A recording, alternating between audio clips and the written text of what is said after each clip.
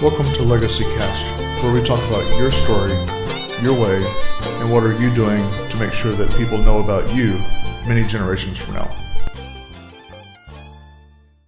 Hello, Legacy Cast listeners. This is your host, James Snow, with Legacy Cast, the program where you get to talk to people and listen to them about what they're doing in their life that's going to build a legacy so that their story is heard for many generations from now. That really is what we should be doing with building a legacy. It's not just about money, but what people are doing so that their story, what they believe in, what they care about, and the things that they're doing to change the world. And I have a guest here with me today, Jason Kanigan, who was just telling me about some of the businesses before we came on the program here today. But Jason, welcome to the program. Thanks, James. Appreciate being invited on. The opportunity here has forced me to relook at some of this legacy stuff that I think earlier in my life, in my late 20s and early 30s, I really thought about and was acting on. And I think in the last 5 or 6 years, in the rush to build a business following changing countries, my eye has not really been on that ball so much. So it's been a great opportunity to go, wait a minute, I need to slow things down here and think. Yeah, and that's really pretty common from in the business world, actually, because with the business owners that I talk to, many of them, they're so busy, trying to create their empire that they forget what they're creating it for. And they kind of lose sight of, really the nuts and bolts of what's behind everything. Are they doing something because they want to be part of something bigger and create something that's going to outlast them? And really, be something that their children and their grandchildren can pick up on. And, I tell my guests all the time, it's not just about the financial aspects, but sometimes it's about teaching aspects. Sometimes, that legacy is what are you teaching your children, or what are you mentoring to other people? And so, as the name implies here with Legacy Cast, we do talk about those things.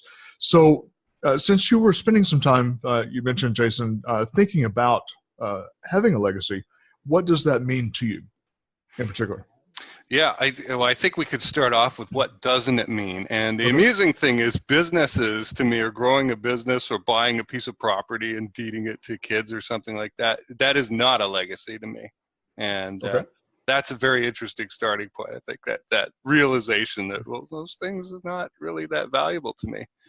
Part of what I believe is a legacy I've already worked on in my history. I'm originally a North Vancouverite from British Columbia, Canada. I moved to the U.S., the East Coast in North Carolina in 2009. So before I made that move, I had a long history of civic volunteer activity with my home municipality. I mean, high-level stuff, coming up with performance measures for the city, being part of a small group that did that with staff. And this is when I was 27 years old. I mean, I was doing stuff in my late 20s that people start thinking about a lot of the time at 50-something, Great opportunity. All the grant money that was handed out by the city, I ran the committee of council that assessed all the grant funding for 6 years. Had the opportunity to develop a couple of gateway areas in the city that were undergoing major redevelopment. People generally don't think about zoning. I think about zoning all the time, even now when I have nothing to do with it. But what kind of building can we put there? What uses can it have? How big can it be? Right? Sure. How much does an underground parking lot stall cost? Right? Stuff like that. So city planning is really important to me. That is definitely building a legacy beyond where you live. Another major legacy idea I have is to help humanity become a spacefaring culture, get off the planet and up into orbit. And there's a number of things that need to be done so that we can achieve that. No, that's very interesting. And in fact, right here in our country, in the U.S., that's something that, there has been some tongue-in-cheek jokes about, but, that seems to be, something that our current administration is looking at. And so, it's very interesting you bring that up because, space exploration really, really should be something on the forefront. And, if we don't do it, somebody else will. And so, why not us? True. You don't want the bad guys to get a leg up, right? Right. Yeah, I mean, a lot of this goes back to, there is a bit of 1950s Eisenhower era thinking here. Eisenhower, of course, was the president who helped the national highway system get founded. And a lot of the bills had the phrase Defense Act taped onto the end, right? So you get this National Highways and Defense Program, right? And that's how they got the funding for it from Congress. So there does need to be not necessarily saber rattling, but a little bit of national defense thinking. And we know, I mean, it doesn't take a genius to go online and start looking at websites where the assessment of bridges, for example, this is all charted, right? And a lot of these bridges that we drive over every day are ready to fall down. And that is, they get a failing grade. That's terrifying to me. It is. It's terrifying. We had a new construction bridge. Remember that overpass that fell down a few months ago? Squished some people flat. I mean, that is totally unfair. So I would like a legacy in which like public safety is a big part of who I am as a human being. I'll start at the spy level, I guess, or the high level defense analysis. Sure. But I will eventually shoulder the rifle and get up on the wall. Right, if that's what it takes. So, but it's fun to think about this stuff. So obviously, you feel like it's something that's important that people really kind of step away from their day to day and consider. Is that would that be accurate? Like the world around you beyond your own selfish production and consumption. Yeah, and what you're doing to really leave a mark. Yes, I mean, okay, and a lot of this comes from a selfish point. I'll readily admit self-expression is of big value to me. I'm a bit of an artist. I've been writing as well for all of my adult life, written over 40 short stories. One of my dreams, if I had the time, would be to write multiple series of best-selling science fiction and adventure series, just for fun. But those get remembered as well. And of course, every writer has this dream of moving the stars to tears, right, by writing some sort of dramatic work. So how would you say that you correlate maybe a legacy mindset into your daily business activities? Well, I really believe that people should have a solid fundamental of business skills. And I have a ton of free stuff out there based around this to help educate people, right, who are stuck a lot in this shiny object syndrome, where some good marketing comes along and makes them go, oh, I want that, or they're told you have to have this, and they believe it and buy it. And really, you need to understand, what hole is this filling? Where does this actually need to fit in, or do you even need it at all? Because you probably don't. So that is a great starting point. I actually want to open a charter school someday, and be the chief administrator there to teach young people business skills and some sort of philosophical / religious upbringing, so that they have some principles, right? And get out there into the world and be self-sufficient. Self-sufficiency is really important. If we could teach more people to be self-sufficient, I think that would be incredibly valuable. It would, and you're mentioning teaching some of the business skills. What I found, obviously with being in a financial planning industry, as my regular day job, is that a lot of those things, unfortunately, are not taught in school. How to even how to budget, or how to run a business, how to do all of those different things. How money works. Those different things, unfortunately, is not taught. And so what people end up doing is relying on the opinions and ideas and words of other people as far as, how to do those things. And unfortunately, it becomes sort of what I have lovingly coined water cooler advice, or, coffee pot advice, is, it's what you're talking about around the water cooler at work. And you're talking to your coworkers or your bosses, teachers, professors, what have you, the different people that you're exposed to. And are they successful? Because you really have to think about, if they're truly successful, then you can trust their advice. But if they're not truly successful, then why are you applying that to your life? Mm-hmm. And so it's what I've ended up calling the big lie within my industry, is that people will take the advice of other people when it's really not founded by anything concrete. And so I totally agree with what you're saying there about needing to have something to teach the next generation. Mm-hmm.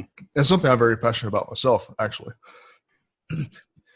So if you're to think about maybe your business and its future, we'll kind of look at it from the CEO standpoint for a moment. What would you say maybe 2 or 3 things are that perhaps keep you up at night or that you're concerned about on a regular basis? Well, the truth is a hardcore principle of the organization. Like, that's a major value. And I need people to understand the difference between the truth and honesty. Sure. Because one can be honest and be wrong. I can give you an honest answer and be wrong. So digging for the truth is really important. Finding like-minded business owners to be clients to work with, that definitely keeps me up at night. It's not for everyone, right? Sure. You have to have a certain almost semi-sadistic mentality or masochistic, I guess, to want to know the brutal truth about your own business and be ready to look that dead in the eye and fix it. That's absolutely true, because from the entrepreneurial world, 90% of people that want to become an entrepreneur end up not succeeding. And so the people that do succeed are part of the 10%. And you do, like you say, have to be a little bit sadistic or a little bit loopy, you might say, to want to go into that willingly. And it's not for everyone. It's certainly not for everybody. And does take some considerable time and planning, I think. Which kind of leads me into the next thing that I was going to ask you is, how important do you believe it is that people create some sort of strategy for themselves and their business? Well, that's a no-brainer for me. You need one. I mean, right. You can hustle and scrabble and try and get your bills covered, kind of, in business, and that'll take you so far, but you'll never grow. You'll remain a solopreneur, and that can be fine. But if you're scrabbling every month and it's the same story every month, that's the pattern you've gotten into, then you really do need a strategy. And a strategy is knowing who your target market is, knowing their pain points. What's that bleeding neck problem that they're going to come to you for, or even fun and entertainment. I mean, there's nothing wrong with selling meatballs for a living. There's nothing wrong with cotton candy at the fair, right? If that's the way you want to make money, I wouldn't necessarily call that a bleeding neck problem, but it is a problem for the person at the time who wants it solved, right? If you want a fast and easy lunch, McDonald's is there to serve you. So strategy. So kind of to pair up with that, what do you think the most common reason is that entrepreneurs end up failing or give up? Okay, so there are statistics that most companies fail within a year, right? Right. Most fail within 3 months. And I would say most of them fail within 3 days. That's it. That's what's going on. And it's the shiny object syndrome. Sure. It's when the person, and this is how it looks, okay? The person doesn't have faith in themselves. And this is where it has to come from, okay? It has to come from here, you. If your faith is based on a method or a technique or a tool or some gizmo, right? That shiny object out there that is not you, and your faith is entirely centered on that, it will fail you.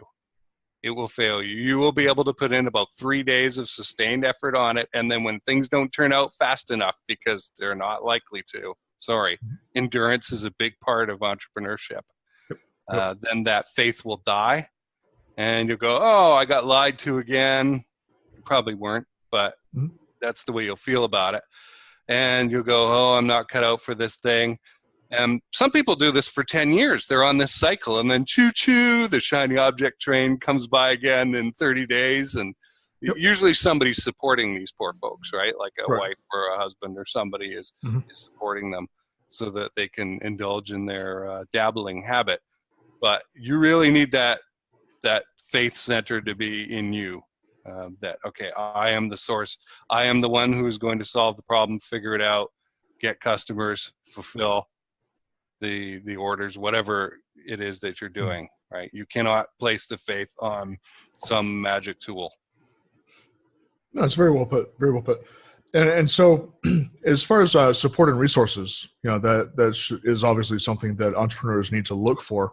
But what are some that maybe you've found that are pretty good for people? Other entrepreneurs, that's a good somebody who knows, like, shared suffering is a big thing in the world, right? Like, people fall in love because of this thing, right? So shared suffering is important, and it has to be at the same or a higher level, right? Like, if you want to be pulled up, the fastest thing to do to help yourself do that is go hang around people who are doing better than you. And it's easier than you think. They're far more.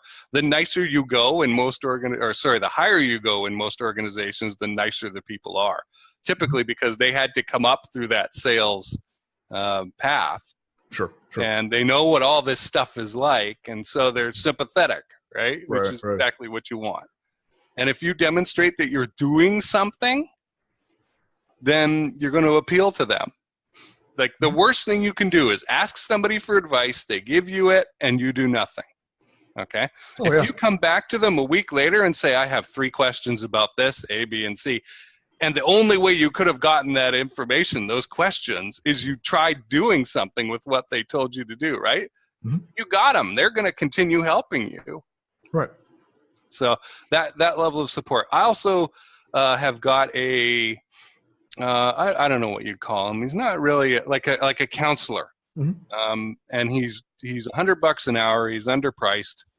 But I mean, I had to convince him to raise his prices from $80 an hour. I mean, this is a professional guy who helps people who have serious problems, and also dabbles in helping the crazy business owners like me.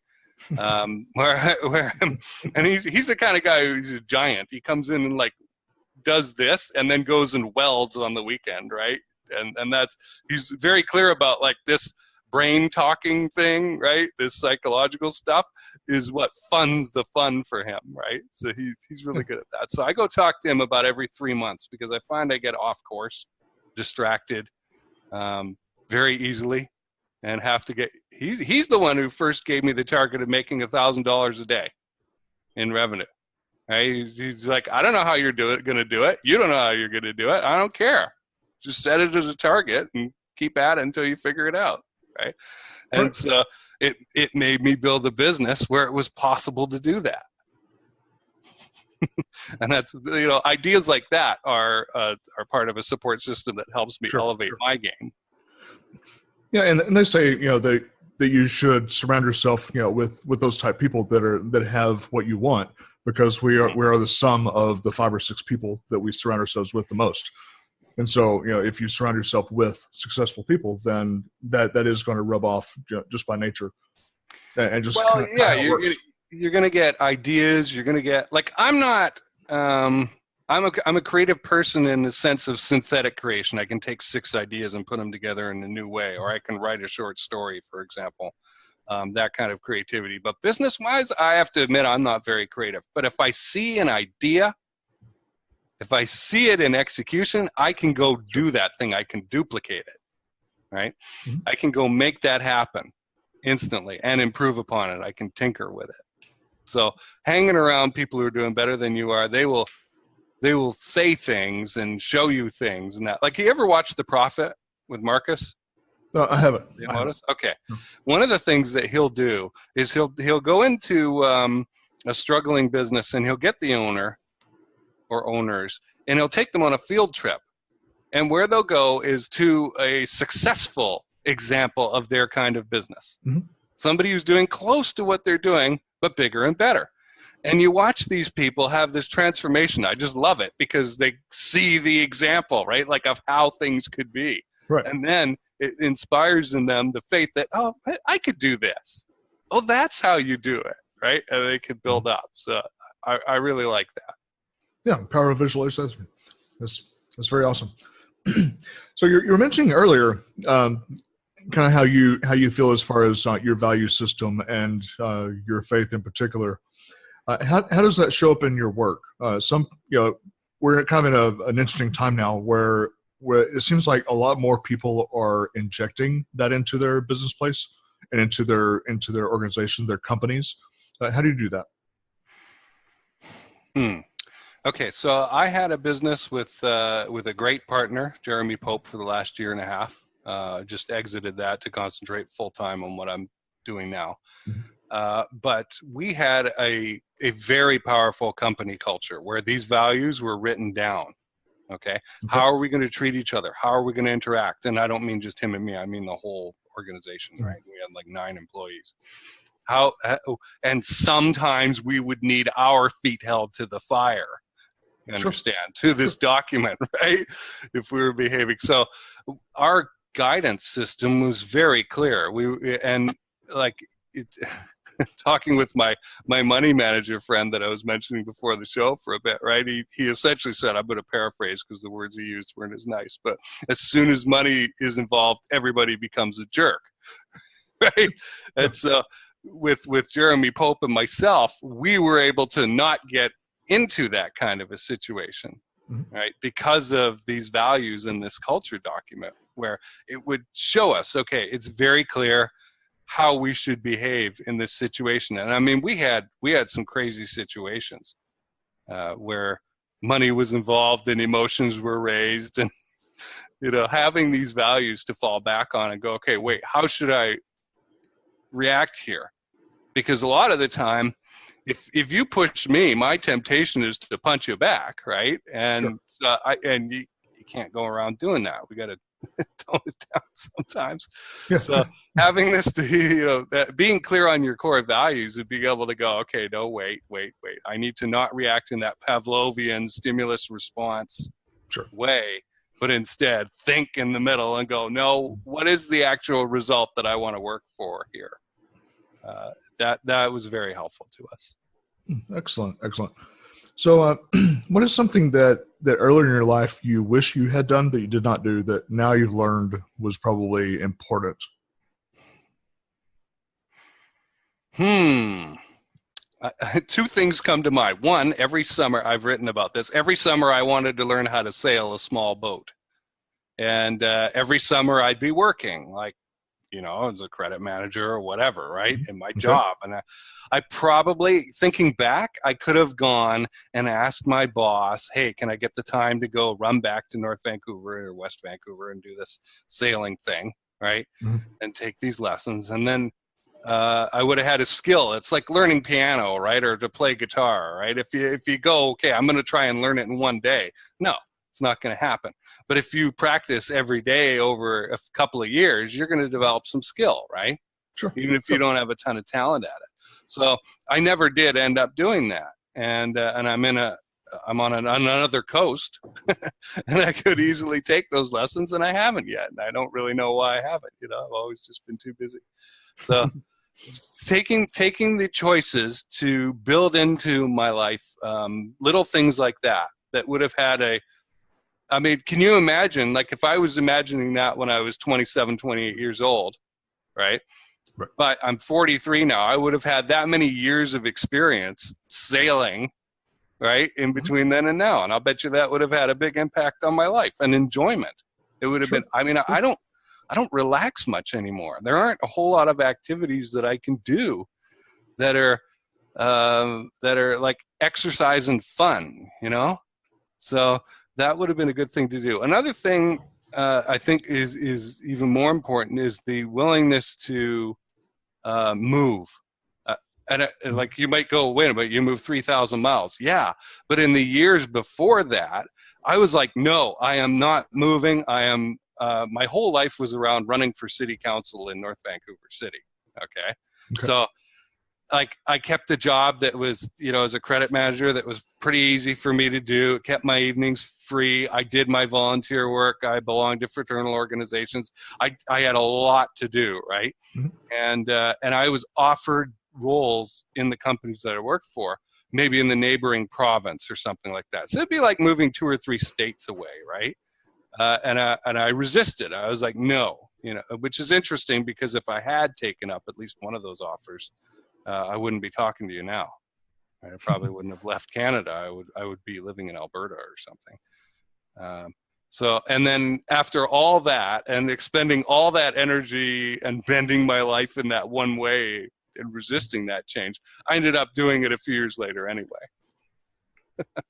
So being willing to just move around a little bit more would have been helpful. And life has a funny way of, doing things like that. Mm-hmm.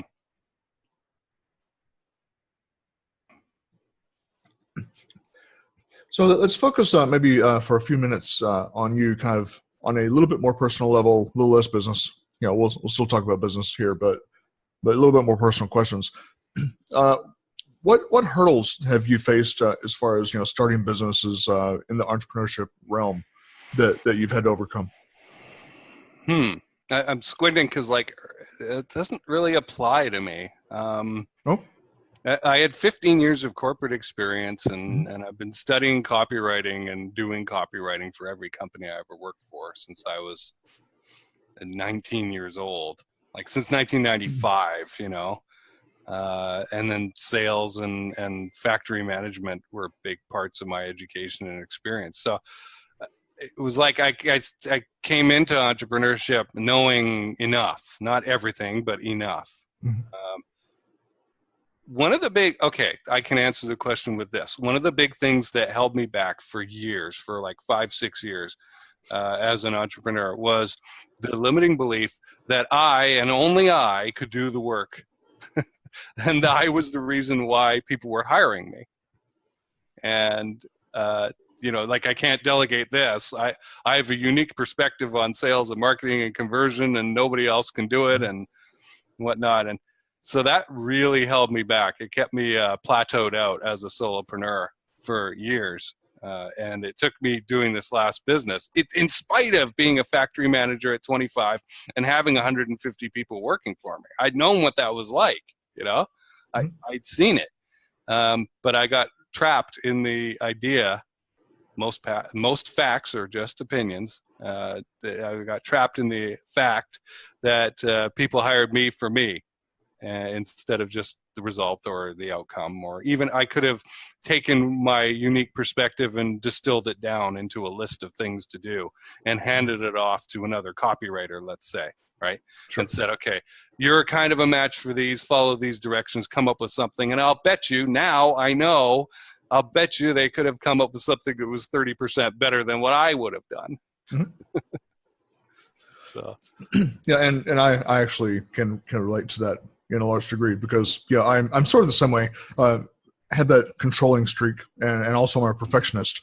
So it's like, nobody can do it like I can, and I can do it better, and I have to, because it's mine. Yeah.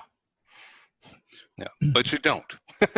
Yeah, you do have to hand that off and delegate, and that's something that it's a daily struggle. But you do have to do it, because if you don't, you are going to, like you say, plateau and struggle. And suffer. I'm good at it now. I've seen enough examples of, thank goodness this is taken care of by a competent human being, and they're doing a better job than I probably would have, and I can still get my oar in there if I have to, but absolutely. It's so much better. Absolutely. So when you're mentioning that particular struggle, though, was that something you kind of stumbled upon, or was it obvious when you actually realized it? It was obvious. Okay. Yeah, when I realized it, there was just simply that, oh my gosh, I have to be the one who does this because this is why they hired me. Mm-hmm. And I should have seen the signs when this would happen in the internet marketing world. Somebody would do a launch, and they would hire a writer, and that copy would bomb, and then I would get hired to come in like a pinch hitter and clean up and help them make a profit. So I'd have to work really fast and get something new up there, right? Or there'd be other situations in which this guy would hire that writer, and then that writer would go, well, actually, I wanted the money, but this isn't really in my area of expertise. Can I hire you to ghostwrite for me? Mm-hmm. And then they would pass off my stuff as their work, which was fine, you know. But that should have been a sign right there that delegating was okay, because they were doing it using me. Yep. So when you started in the entrepreneur world, how did you get started? Maybe talk me through some of what that looked like. Okay. So I really hadn't done a whole lot back in Vancouver, entrepreneurship-wise. Done a couple little things, but never really even thought about them as, like, I made a product without realizing I made a product, for example. Like a CD, audio CD. I didn't even think of it as like a product the way that normally we do nowadays, right? Sure. This was back in like 2001. I mean, that's how long ago this was, okay? When I got to the U.S., I'm Canadian, so you're not allowed to work. You got to understand this, right? I had to sit around in immigration limbo, and we didn't know what we were doing. They were pretty good once we got started with the process, but until then, there was like 6 months of, gee, I wonder what we should do next. Okay, so I spent close to a year just sitting around doing nothing. Okay, wow, get rusty, not fun, right? So then I found out about freelancing, and I can go do copywriting, and I can go make sales calls for people and stuff, and started doing that. And I would like charge 10 times what the other people would charge, and that is often a reason why some people would accept my bid. Right? This was back when Elance was still a thing. I mean, can you imagine making $6,000 through Elance? Most people are struggling to make $60, right? Back then. So I was playing the game differently than they were. And I thought, I can do something better than this. And I found an online forum, which was in better shape than it is now. Most of you probably know what it is. But I went into the offline sub-forum, and I was thinking, okay, I could do all these different things. I could do copywriting, process improvement, sales training, and a bunch of other things, right? Mm-hmm. What do I do? Well, I'm not going to make that decision. I'm going to see what this group is talking about and what they want. And I did something that's unheard of. I spent 3 months interacting with these people in the evenings, just talking to them, sharing what I knew, watching their posts and whatnot, and most importantly, building up an audience, right? Because there would be, and people would tell me these things, and I do the same thing with other people. There comes a point, if you're a steady member of a group, where if whether it's on LinkedIn or Facebook or wherever, or a private forum, if somebody posts something, you don't care what the topic is. If you know that they're a valuable human being and they put out valuable content, you're going to look. Right? And so I got to that point very quickly, and it was obvious that sales training was the thing, consultative sales training in particular, was the thing that this group needed and nobody was providing. So I put together a product for that after the 3 months, and it went through the roof. And I was delivering it by a phone call instead of recording it. That took me another month or two to figure out.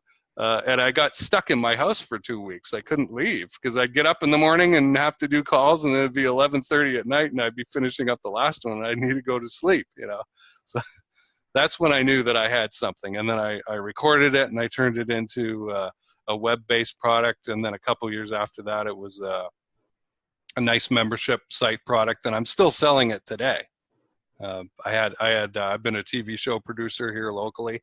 I have my TV show producer friends film the second version of this thing, and put all that up in a nice membership site and that. So that was the foundation of, wow, I will never forget. I took a lead generation sequence that I had made for tech people on LinkedIn that didn't do anything on LinkedIn, like it was a failure. Right. I turned that into a paid product. And it was the first sale I ever made online. Some guy I'll never forget, some December 2011 in Australia, Friday night, some guy in Australia decides he's going to send me $20. Never met me, right, for this information. And of course, I'd earned a lot more money than that, but that was through interaction, right? Like I have to talk to the person. And so getting that lesson of, wow, somebody will send me money sight unseen based on some copy I wrote. Wow. That's 7 years ago now.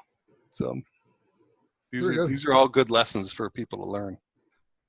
Outstanding. So what compelled you to go in this direction?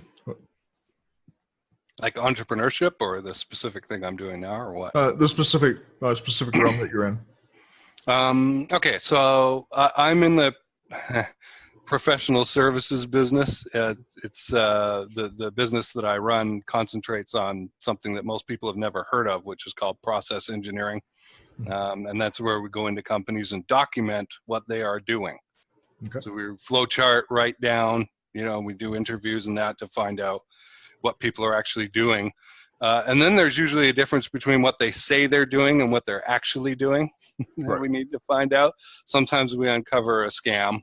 I've uncovered many scams over the years, and I've got a podcast of my own where I have business owners come on who have scaled fast and will share their stories of uncovering these kinds of things. They aren't always blatant stealing. Sometimes it's been production scams where it's made to look like somebody's producing a lot more, say on a piecework system in a factory, and so they'll get paid based on that. But the major thing was I got sick and tired of clients paying for the thing, like a service, whatever it is, and then there being this huge gap between that starting point and the actual starting point of the project, where you had to wait for them to provide something, some critical bit of information, right? Or a critical piece of a funnel or something. And they just screwed around on it.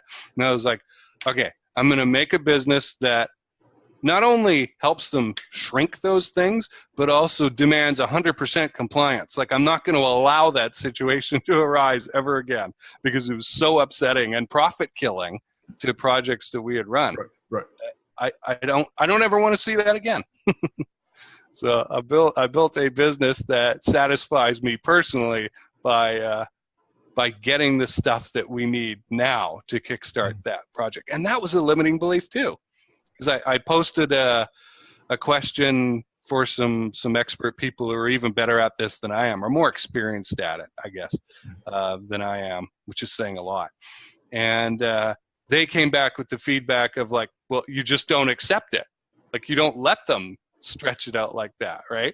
And I remember at the time kind of, no, you don't know my industry, shaking my head and whatnot, and doing the thing that everybody always does, right? Sure, you don't really know my world, right? Yeah. And then remembering the Dan Kennedy thing of, but Dan, my business is different, which is total nonsense. Nobody's business is different. Right. And then going, okay, interesting contradiction.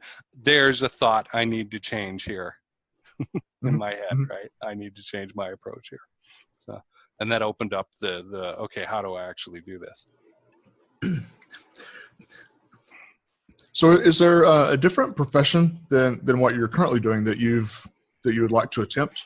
You mentioned sailing, but is there something? I was a salesperson for years and a sales trainer and whatnot. I've always gone back and forth between business development and production management roles. So I guess two that jump to mind. If you said you can't be in business ever again for yourself, right? I would make a good engineer, and I would like to be a writer, just a full-time writer, and write stories, novels, series. Those are the two things that I would do. That's interesting. Both involve building. Yeah, kind of that creative streak still present. Mm-hmm. What would you say, Jason, is your greatest strength? Probably that synthetic analysis of, like, you throw a whole bunch of crap into the hopper, and for some indeterminate period, it kind of bubbles up in there, and then ka-ching at 3 a.m. on a Tuesday, out comes the ticker tape with this cool answer on it, right? This cool point of view or solution or something. So being able to look at things in a different way really quickly, usually. And the flip side of that, obviously, is what's your greatest weakness, do you think? I can get defeatist pretty quickly. Like, I'll be the last guy there hanging on at the end of the battle, right? And this was totally unwinnable kind of thing, and I'm still there shooting my rifle and whatnot. But knowing that we're going to lose, you know, and you'd think, considering I'm a NASCAR fan and considering how many times I've seen cars that looked like, and drivers obviously, who looked like they didn't have a chance halfway through the race coming up and winning. It's never over until it's over, right? I mean, that lead car, no matter how good they are, they can blow an engine or blow a tire or get hit or something can happen, right? Sure. To mix things up, or have a speeding penalty or something on pit road, and totally change the whole ball game. So, but if I can get gloomy, let's put it that way. If things are not, and my dad would say, you can pop up just as fast too. Back to. Betafix sunniness. So, we each probably have a special place that we get our creative juices flowing. What's that place for you? Like nature or what? Good question. So, James, there's two areas, I guess. One, I will go on a walk just around the neighborhood. I'm very good at that. And that's kind of a daydreaming sort of thing. Yeah. I'll be able to walk around and let my mind just goof off, play around, what if, and it'll do process ideas and stuff all on its own, or imagine, okay, what would this look like, right? If I'm writing, I gotta be sitting right here at my desk, and fingers on the keys, man, fingers on the home row keys. That's where they need to be. They can't be on your lap, you know. They gotta be in the writing position. And I'll usually have a couple cups of coffee or a can of Coke and rev up with some loud music, and that'll get me started. But I think of that more like surgery and giving birth, I would imagine.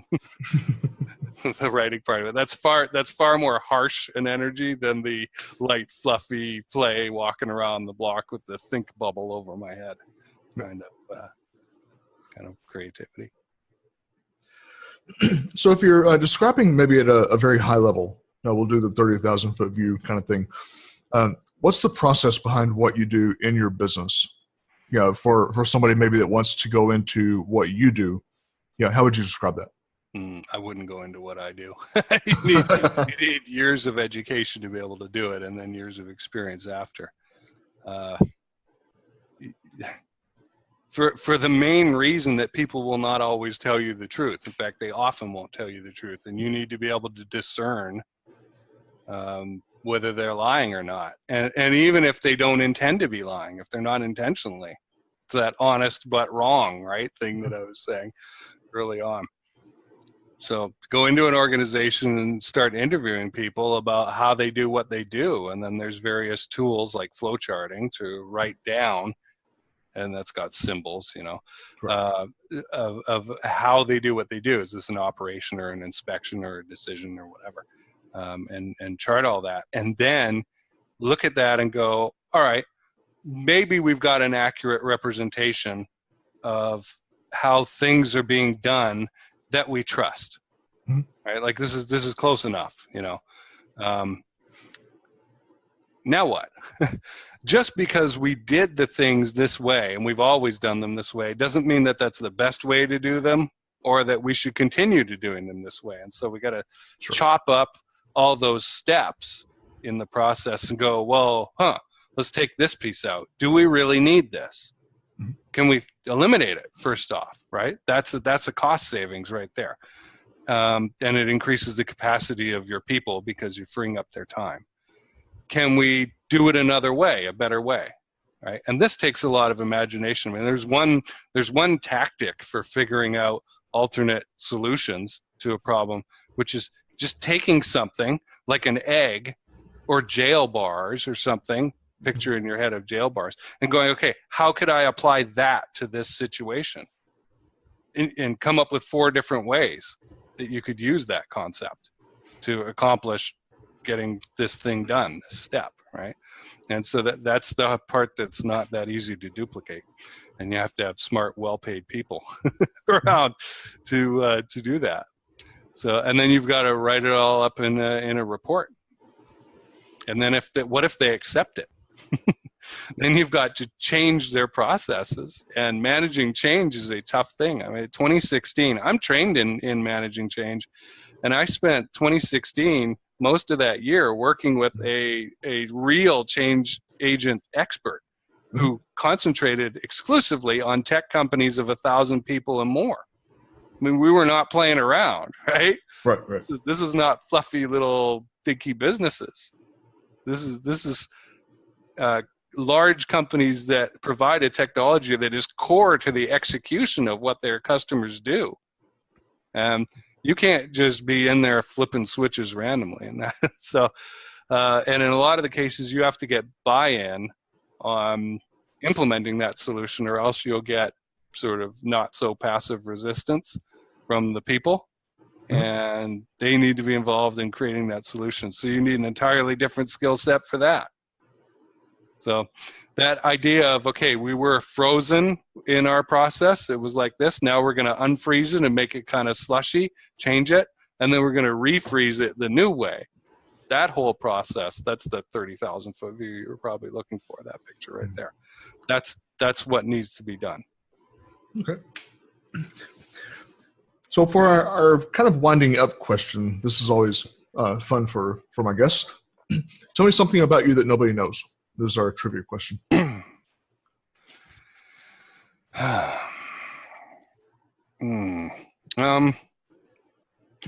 shared the one that I usually use for this in a group recently, in the group actually that we met in. That I'm a trained tarot card reader, and most people would think that Jason's a very digital guy, not very woo-woo at all. But when I was just out of college, I took a class, and it was me and like a dozen girls. It was great, and learned how to do that.